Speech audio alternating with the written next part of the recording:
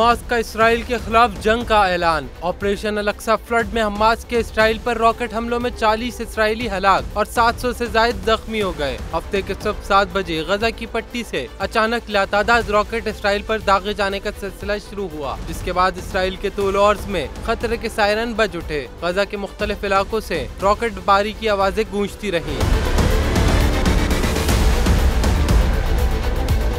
Hamas की जानिब से जहां एक तरफ हजारों रॉकेट गजा की पट्टी पर दागे गए हैं, वहीं मुसल्ला जंगजू भी शहर में दाखिल हो गए। अरब मीडिया के मुताबिक हमास के अस्करी विंग के कमांडर मोहम्मद अल-दैफ अबू खालिद की तरफ से जारी बयान में दावा किया गया है कि ऑपरेशन तूफान अल-अक्सा में इसराइल पर मिसाइल दागे जा रहे हैं। सरबराह मोहम्मद अल-दैफ ने अपने बयान में कहा कि ये जमीन पर आखिरी कब्जे को खत्म करने की सबसे बड़ी जंग का दिन है। हमने ये कहने का फैसला कर लिया है कि अब बस बहुत हो चुका। हमने गासिब इसराइल के तमाम जराइम का सिलसिला खत्म करने का फैसला किया है। इसराइल की बिला एहतिसाब इश्तियाल अंगेजी का वक्त खत्म हो गया।